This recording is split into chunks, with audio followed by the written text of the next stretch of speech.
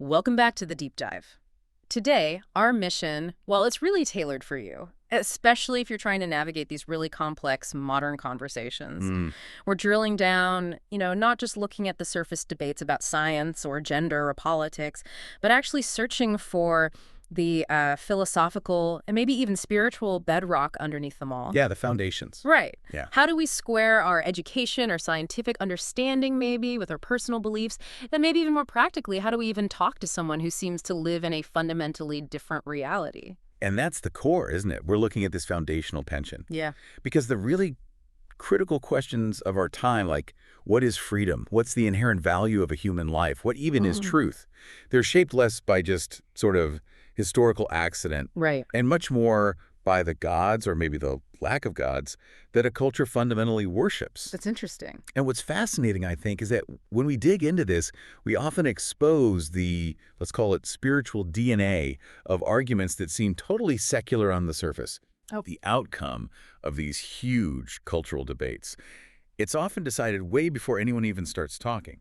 Okay, so let's unpack this. Let's start with something really practical, a question I think a lot of us face. How do we even begin to engage someone, maybe a friend or colleague, who's deeply ingrained in a secular system, or perhaps a different religious worldview, like, say, Buddhism, without just immediately hitting a brick wall? Yeah, that resistance is real. You need wisdom here, not just immediate confrontation. Okay. There's this brilliant strategy, actually, learned from the theologian Francis Schaeffer. He talked about modeling the non-believer, or the person with a different worldview, as an island. An island. Yeah.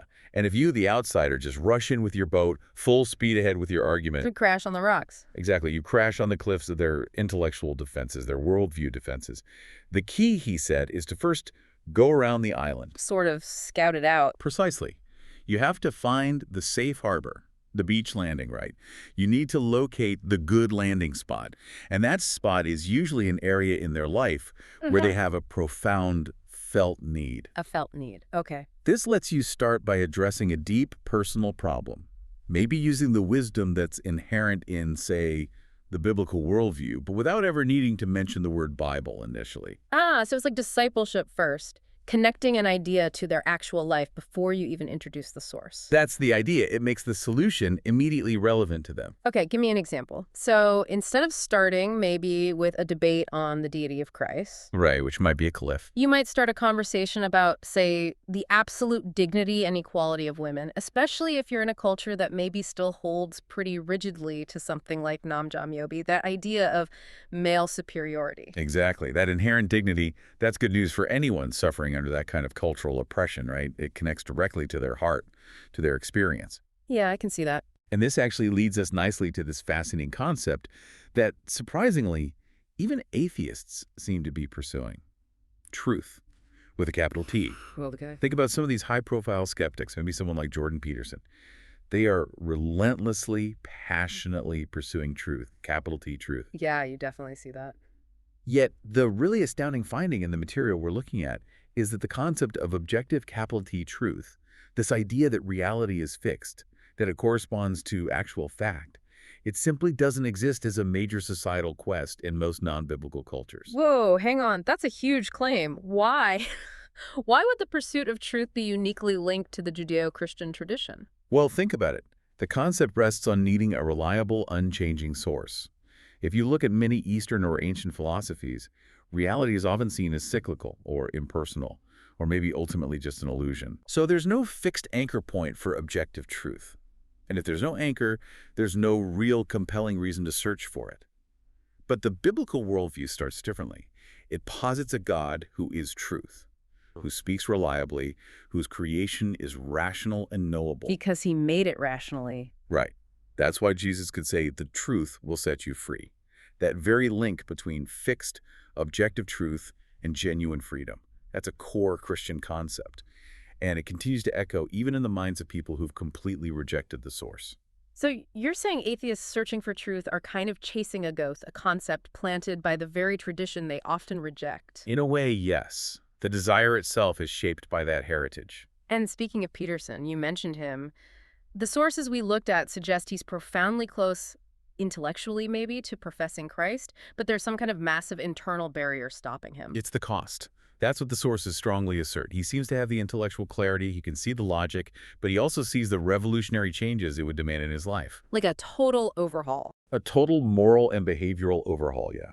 If you were to genuinely profess Christ as Lord, it suggests that it's not primarily an intellectual block anymore, it's a moral decision, a choice about whether to step onto a path of radical discipleship. And that, apparently, is what stops him, the sheer cost. Wow. And this idea of cost, and maybe the freedom that comes with truth, that relates directly to this other warning that comes up, the idea that Western nations are essentially committing cultural suicide by abandoning their biblical roots. Absolutely. It's a stark warning. When the West throws out its foundational spiritual language, it also loses the underlying justification for concepts we often take for granted. Like freedom. Like freedom, exactly. The sources argue that if you look at, say, indigenous animists or traditional Buddhist cultures or even many traditional Muslim cultures, lacking that specific biblical concept of a God who grants moral agency and demands ethical choice, they often don't have the same idea of freedom as an inalienable right embedded right into their core worldview. So freedom becomes something else. It collapses into either just license doing whatever you want, or maybe just obligation and duty within a rigid structure. When the foundation's removed, the building doesn't stand the same way. Right. We even saw this kind of failure highlighted in the Korean revival. Huge revival. Amazing things happened. Birthed in the heart, great spiritual zeal, but not fully in the mind. The underlying Confucian social hierarchy professor over student, man over woman, that whole Namjam-Yobi structure that often remained, even among Christians. It shows a kind of flawed worldview persisting despite a genuine spiritual awakening. That difference between a heart revival and a mind, a worldview reformation, that's crucial. It explains how old prejudices can hang on. Okay, let's shift focus a bit to the next major conflict that the material raises. This whole debate over theistic evolution. Yes. The attempt to kind of synthesize the biblical creation story with the long timeline and the natural mechanisms of biological evolution. Yeah, and the sources we reviewed are pretty unequivocal on this. They argue these two ideas are fundamentally incompatible, philosophically, theologically. They just don't mesh at the deepest level. Why so incompatible? I mean, can't God just use evolution? Well, we have to be really clear about what evolution often represents, especially when taught in the secular space. It's rarely presented as just a biological theory. It functions more like an ideology. An ideology? How so? Because it provides a complete, and for many, a plausible mechanism for existence without any need for a purposeful moral God involved in the process. And as we were just saying, a lot of people might find that appealing because they don't particularly want a moral God interfering in their lives. Precisely. Yeah. But the deepest incompatibility beyond just that desire really centers on the role of death. Death, okay. And the standard evolutionary mechanism: death, struggle, competition, survival of the fittest. That's the engine. That's what drives biological advancement over millions, billions of years. It's the creative force, in a sense. Right. But in the biblical worldview, specifically thinking about Genesis 3, death and suffering, are presented as the consequence of sin. They enter the picture after creation was declared very good. So a result, not the method. Exactly. If God used billions of years of random death, suffering, and struggle as his primary creative method, it fundamentally changes everything. It changes the definition of God himself, it changes the nature of sin, it changes the whole purpose of Christ's atonement. The source material really argues it undermines the entire theological necessity for redemption. That's a stark contrast. What's really fascinating here, though, is the history of science itself. We often get this picture that science arose against religion in opposition to it. Yeah, that's a very modern misconception, actually. Historically, modern science was largely born out of the biblical worldview. Really? Absolutely.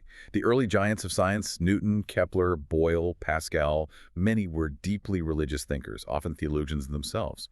They believed God reveals himself through two books, the book of Scripture and the book of creation. 2 books, okay. And because they believed God is rational, orderly, and faithful, they deduced in it. His creation must also be rational, orderly, and therefore discoverable through investigation. Romans 1.20 is almost a guiding premise for them. God's divine nature and eternal power are clearly seen, understood from what has been made. So the Bible wasn't seen as a rival to science. Not at all. It was often considered the queen of sciences, providing the essential philosophical framework, the belief in an ordered universe created by a rational God that made objective inquiry possible and worthwhile in the first place. So where did the modern conflict start then? When did science declare its independence, so to speak? Well, you could trace it to the Enlightenment, but it really gained steam with modernism. Modernism essentially rejected the book of Revelation, God's special revelation in Scripture, claiming they could understand the universe solely through the book of nature. Darwin became the key figure there. And that led where? It led, perhaps inevitably, to postmodernism, which is kind of where we are now. Because once you discard the foundation of objective truth, rooted in God, well, postmodernism takes the next logical step. It denies reason, logic, and objective reality altogether. Claiming truth is just a social construct. Right. Or worse, just a power play, like white people's construction or some other group's tool. They completely miss the irony that the entire historical impulse to pursue reason, to wrestle with truth, is itself rooted in the very Judeo-Christian tradition they've abandoned. It's a tangled web. Okay, let's transition now to what the sources identify as perhaps the deepest root of cultural brokenness, something that manifests very clearly in things like hierarchy and sexism, like that Namjam-Yobi concept we mentioned. Where does this kind of fundamental oppression come from, spiritually speaking? To really understand that, we Yeah. have to trace this oppression back to its spiritual source. And the sources point quite clearly to what they call the spirit of Baal. The spirit of Baal. Okay, unpack that. And how does Namjam-Yobi fit in? Right, so Namjam-Yobi, just to be clear for everyone, is that Confucian concept of rigid male superiority and hierarchy. Father over son, husband over wife, older brother over younger brother. It defines relationships primarily by these set, often quite oppressive roles, not necessarily by love or equality. And this social structure, the sources argue, mirrors the spiritual hierarchy inherent in Baal worship. Why? Okay, so what defined Baal worship itself? What was the spirit of it? Baal worship, which is often linked in the Bible with Molech, a name meaning something like Lord of the Whole, was typically defined by two major spiritual perversions. Okay, what are they? First, pagan sexuality. Worship often involved ritual sexual immorality, particularly with temple priestesses. God explicitly condemned this in the Old Testament as adultery and spiritual prostitution. It's a twisting of intimacy into a transactional, often exploitative act of worship. Okay, that's one. What's the second? The second, and maybe even more chilling, is human sacrifice, specifically offering children to Molech.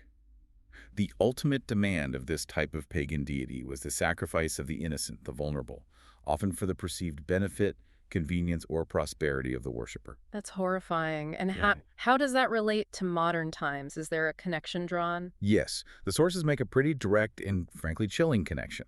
They suggest the modern manifestation is sacrificing children for self-convenience, primarily seen today through the lens of abortion. Because the self has become the god. Exactly. When my career, my comfort, my materialism, my unimpeded lifestyle becomes the ultimate deity, then you essentially grant yourself the right to dispose of whatever or whoever inconveniences that life, even your own offspring. The specific mechanism of sacrifice might look different today, but the underlying spirit of prioritizing self-convenience over innocent life, they argue, remains eerily the same. Wow. Okay. But specifically, how did this spirit of Baal, this worship, change the dynamic between husband and wife? You mentioned the hierarchy. It comes down to the very meaning of the word. The word Baal in Hebrew translates directly to owner or master. Owner, master. Yes. So, when a culture worships a god whose fundamental nature is defined as ownership and mastery, what happens? The husband, the man, automatically tends to assume the identity of the master in the relationship. And the woman, she becomes essentially possession, property. Not an equal partner. Not at all. The difference is profound. And we see echoes of this even in modern anthropological studies. The sources mention one account, I think it was a Kenyan tribe, where the actual word they used for woman literally translated to tool. A tool, not even a human category. She wasn't considered in the same human category as the man. She was an instrument for his use or benefit. That's the devastating cultural outcome when the spirit of Baal takes root. That's incredibly bleak. So what's the counter? What's the alternative? What's described as the brightest strand in the Hebrew tradition that provides the antidote to this ancient spiritual oppression? Now we get to the positive vision. It is the Hebrew concept of the husband encapsulated in the word ish, or sometimes Ishi. Ishi, okay. And critically, God himself is presented as the ultimate archetype of Ishi. He is the loving, the covenantal, the self-sacrificing head. This is the model. This is the true currency, you could say, that we absolutely must study if we want to recognize the counterfeit of Baal. And we see this concept demonstrated incredibly powerfully in the story of Hosea, right? The Hosea parable. Absolutely. It's But perhaps the most vivid illustration. God commands the prophet Hosea to marry Gomer, a prostitute, specifically to be a living parable a living parable of what? of God's own covenant love for Israel. Israel had spiritually prostituted herself, running after Baal and other gods. She had essentially chosen to be enslaved to pagan worship. So God, acting as the true Ishi, instructs Hosea to do something radical. He has to buy Gomer back. Buy her back, like redeem her. Precisely. The text notes Hosea literally bought her back. The price was 15 shekels of silver and some barley. He ransoms her from her life of slavery and prostitution. He pays a price to set her free and restore her. And that concept, ransom, that seems absolutely key to understanding redemption in the New Testament as well. It is the exact linguistic and conceptual key. When the Apostle Paul talks about redemption, like in Ephesians 1:7, in him we have redemption through his blood, the Greek word used literally means paying a ransom price to free a slave. And in the Roman world, Where maybe up to 80% of the population were slaves or former slaves, everyone understood that transaction instantly. It wasn't abstract theology. It was gritty marketplace reality. so Christ paid the price. Christ paid the ultimate ransom, his own blood, his life, to buy us back from our slavery to sin, from the grip of paganism and the spirit of Baal. And that transaction, his willingness to pay his own life as a price, demonstrates our value to him. It's infinite, immeasurable. He valued us with his own life. That act defines Ishi love. It's self-sacrificing, redeeming love, not ownership or mastery. That's a completely different picture of headship and relationship. What's the desired outcome, then, of this radical redemption described in Hosea? The desired outcome, the restoration, Yeah. is beautifully described later in Hosea chapter 2, verses 19 and 20. The ultimate goal is that time when the people finally stop calling God my Baal, my owner, my master, and instead start calling him my Ishi, my husband, in that true covenantal sense. And the character of Ishi is defined how? It's defined explicitly right there by righteousness, justice, unfailing love, deep compassion, and faithfulness. It is the absolute spiritual and cultural antithesis of Nam-Jom-Yobi and the entire Baalistic worldview. Wow. Okay, so wrapping this up, what does this all mean? Our deep dive today seems to show that our everyday cultural beliefs, the things we argue about concerning gender or the origins of life, or even fundamental freedoms, they aren't really driven by new social trends as much as we might think. That's right. They seem to be fundamentally driven by these much older, underlying, often unconscious spiritual worldviews, either rooted in something like the transactional, often oppressive spirit of Baal, or in the covenantal, self-sacrificing concept of Ishi found in the biblical narrative. Exactly. And so the challenge for you, for the listener, really remains clear. How do you recognize the counterfeit? Whether it's the spirit of Baal showing up in our modern convenience culture, or maybe the subtle ideological shift embedded in some presentations of theistic evolution, or even just secularism's outright denial of fixed truth. How do you spot it? Not by studying the fakes, you're saying? No. The best way isn't primarily studying all the different counterfeits. The key is studying the real thing. Know the genuine article so well that the fake becomes obvious. So that means going back to the source manual, essentially. Go back and really study Genesis 1 and 2. Understand the true owner's manual, if you will. Know God's original design for creation, for male and female relationships, for the human mandate. Know that original currency so intimately, so thoroughly. That the modern fakes become instantly recognizable. Exactly. And that allows you to find that good landing spot, that point of connection in almost any conversation, because you understand the original design they might be yearning for, even unknowingly. That is a powerful challenge to end on. We really encourage you to reflect on which of these foundational narratives, the spirit of Baal or the nature of Ishi, is truly shaping your own mind, your assumptions, and the culture swirling around you. Thanks for diving deep with us today.